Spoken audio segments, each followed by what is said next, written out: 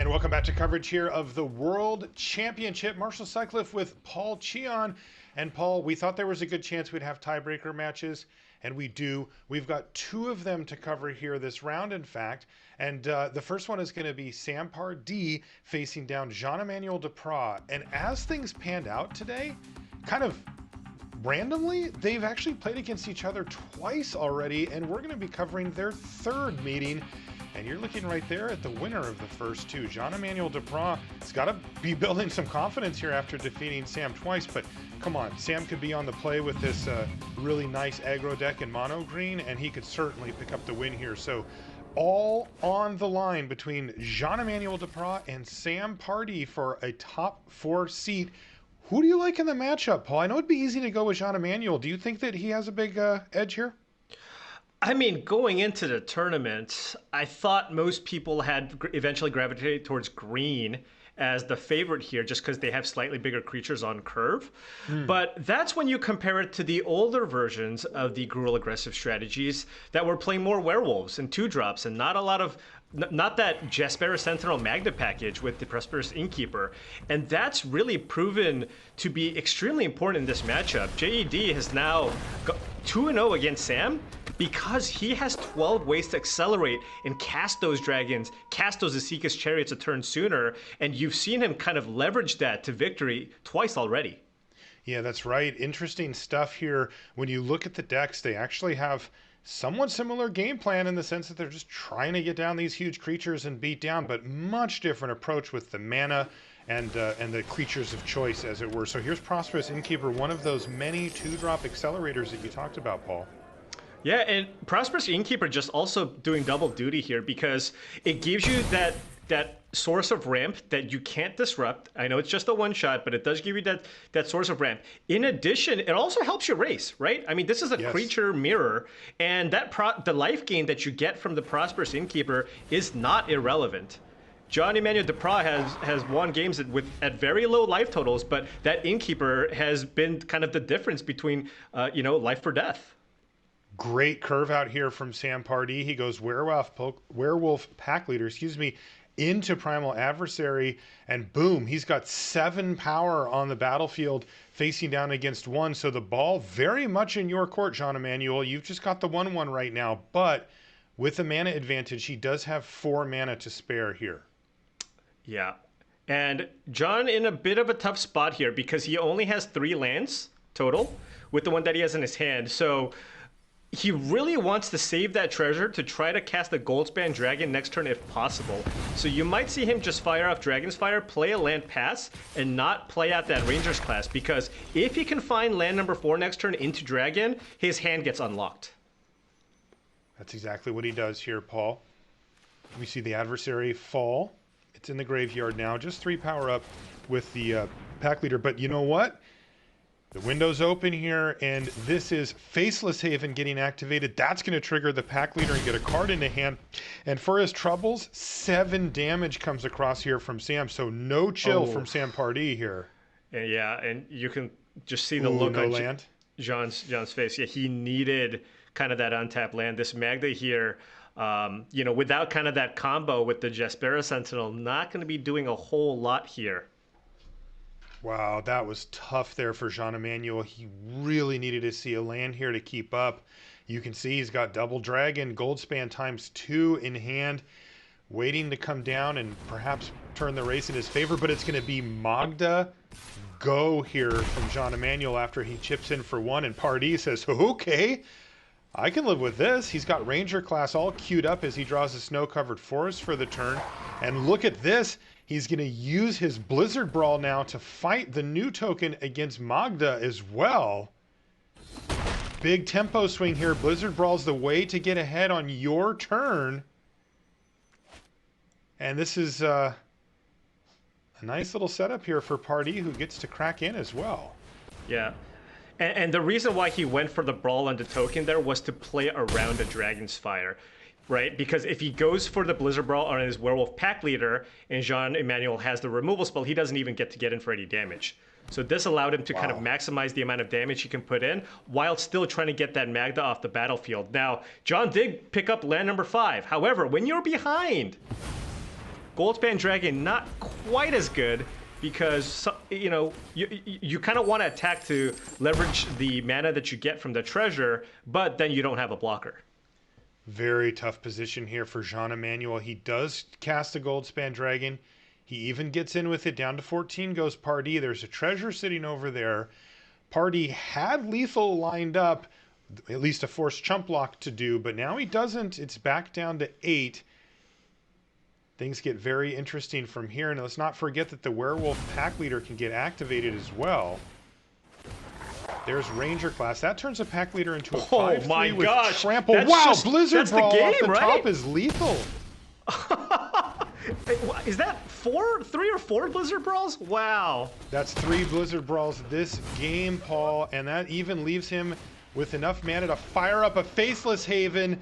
And game number 1 in this critical tiebreaker match goes to Sam Pardee. He's now 1 game away from top 4. He has not been able to beat Jean-Emmanuel Depraz today. He's played him twice, lost to him both times. Now he's up a game. Boy, he looks chill, but I would be feeling it if I were him. This is really close to that end game goal. Also worth noting here, Paul, Sam's the only one who's been able to do well with this mono green deck. It has had a pretty poor showing here at the World Championship overall. Yeah, and I mean, even if you look at Sam's individual record with the mono green deck, he has been carried by his 3-0 performance in draft. He's actually 3-4 in standard. Seth Manfield, I believe, went 2-5, and Paulo also, sadly, did not win a match today and also went 2-5. So the overall record of the players submitting mono green for the tournament is very, very poor. Wow, yeah, that's tough. It looks like the field was well prepared for mono green, and that really showed. Now, there's Jespera's Sentinel. One of the best things to do on turn 1 for Jean-Emmanuel, right into Magda. He's got the combo lined up here as well. Yeah, ideal start here. We saw how Jean-Emmanuel in the previous game with Negate not have much mana, so he couldn't really do much with the Negate. But I mean, just everything is unlocked here. I mean, he doesn't have a dragon, but do you even need it? You have a Ranger class in play, you have a Negate for a potential Asika's Chariot and Ren in 7, and then you can just start using the advantage that you can potentially get from that Ranger class to take over. Yeah, I mean, he spent 5 mana over the first 2 turns. Like, he has really emptied out his hand here. Here comes Magda once again making a treasure in conjunction with Jespera's Sentinel making mana. Jeez. And it's going to be Prosperous Innkeeper to add. Is he going to be able to just overwhelm Sam here? How does Sam's hand look to you, Paul?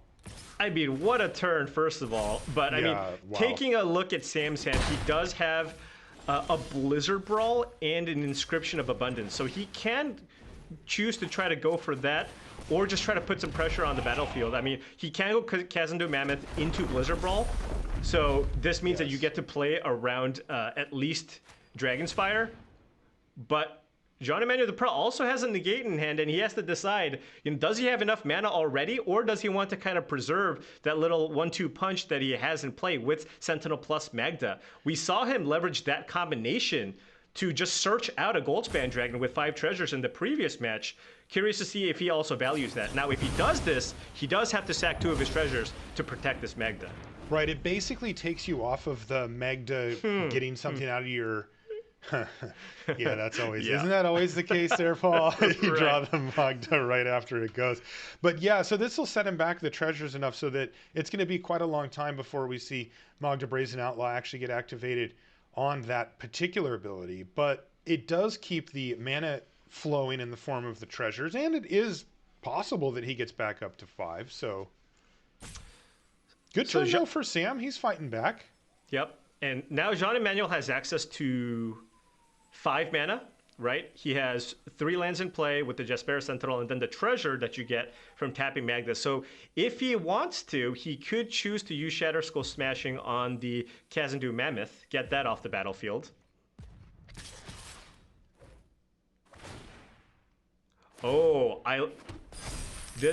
okay. So he's offering 2 trades here? Right, because he has the backup Magda, so taking advantage of the fact that he drew multiples there. And Sam thinking, okay, well that attack makes a lot more sense because you have the backup Magda.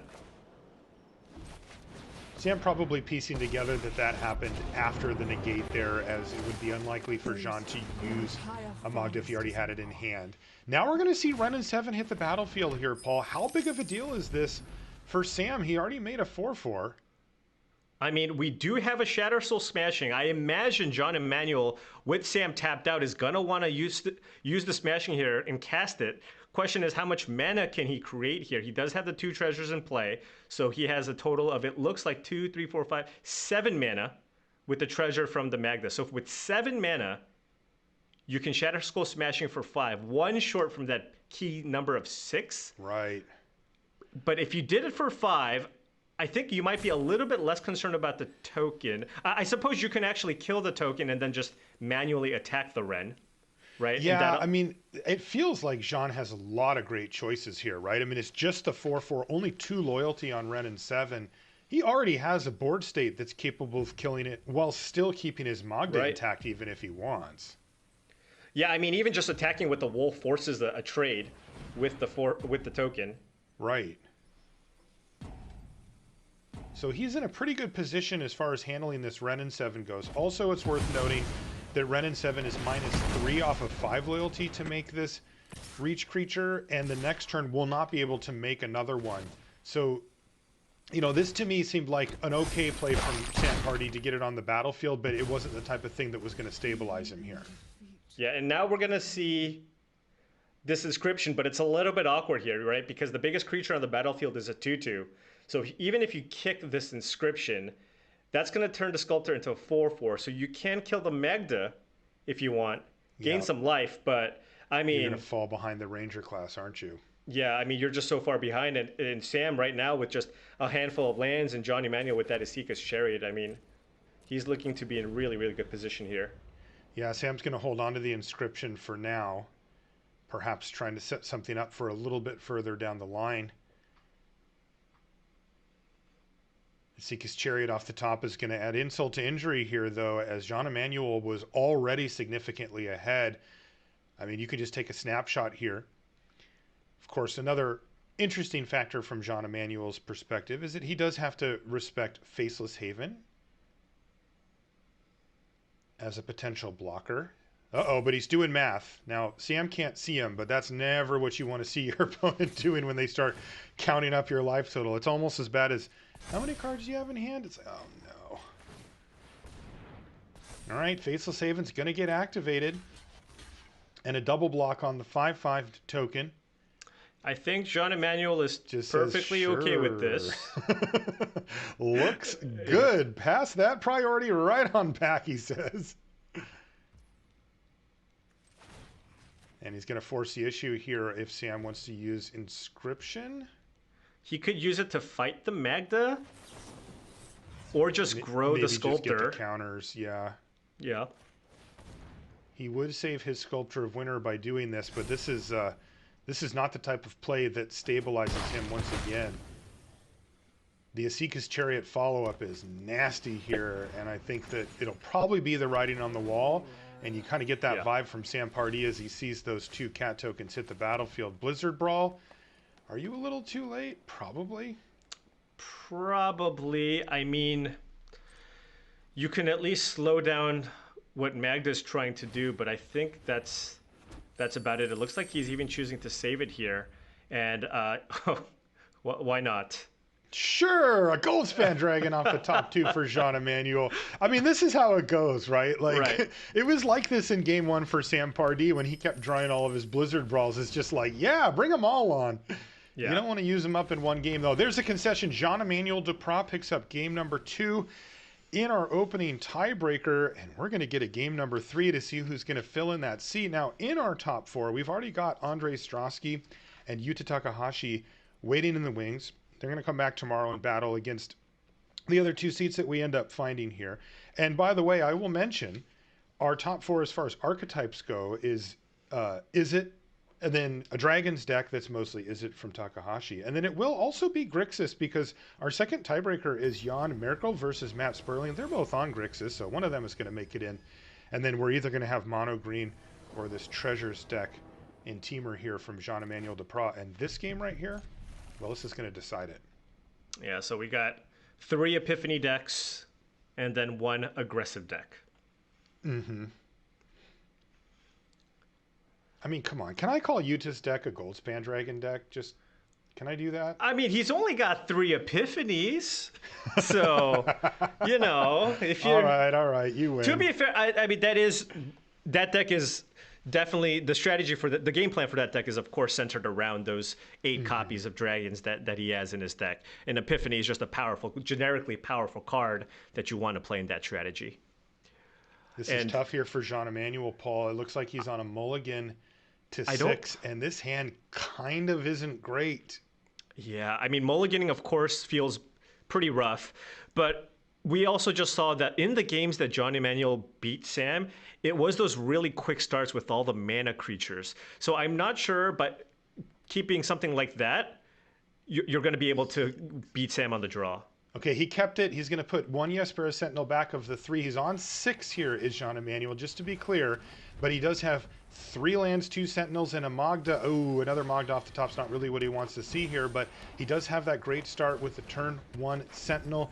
Turn 2 Sculptor of Winter, though, for Sam Pardee. Ooh, there's a Goldspan Dragon. Now we're talking business. Now he has Sentinel into Magda into Goldspan. That was a huge draw there for Jean-Emmanuel. And all of a sudden, this draw is looking very nice for him.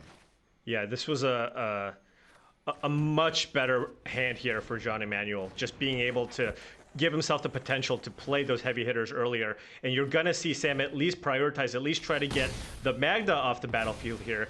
Now, I mean, John still just has a turn 3 Goldspan Dragon here, right? He just goes land, tap the Sentinels, sack the treasure, boom, get you for 4. Yep. And get the treasure back, and now they're all pumped up. Yikes.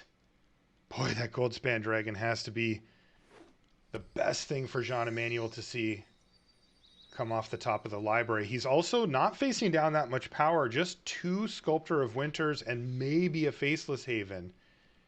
But there's none of the big heavy hitters out there yet.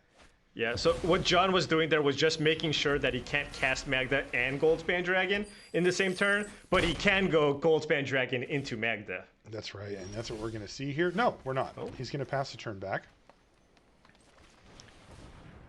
And here's Ranger class, so I guess Sam just needs to try to race here? Wow, that seems precarious. In 100%, this is a racing situation here, right? You have no answer to the Goldspan Dragon. You just need to get in and you know, see if you can just kind of outrace the Goldspan Dragon and just continue putting pressure on the board. Now, I mean, Jean-Emmanuel, that's all he has, right? That is Got the Goldspan Dragon, so... Let's see if he draws something else expensive. It's a negate. That actually will come in handy for the second Ranger class. If Sam ever puts it on the stack, we may see him just abandon ship on that plan and go for the Faceless Haven because he knows he's under major pressure in the air from this dragon. But as you said, Jean-Emmanuel's out of gas now. This is pedal to the metal for both players for that seat in the top 4. Wow, and there's a Renin 7 off the top of the library as well. Will that cause Sam to switch gears here? This is such... That was probably one of the worst draws that Sam could get. Oh, yeah. Right? Because he's like, oh, sweet, I'll cast this. And he's now going to play directly into the negate. And that's going to actually reduce his clock fairly significantly here. And Sam's shoulder slump because that was the last card in hand there for Jean-Emmanuel. Right, because if he didn't draw such a powerful spell in Renin 7, he would have just leveled up the Ranger class and just attacked with everything, which might have given him a better chance to win this match. That's right. Either way, the Ranger class or the Faceless Haven coming in would have been more damage now. And from our perspective, we know that's what he needs. I'm sure that's what his plan was until he's dead on board. Isn't he dead on board? There's a Lair of the Hydra with 2 treasures in play. Is that not enough? Oh.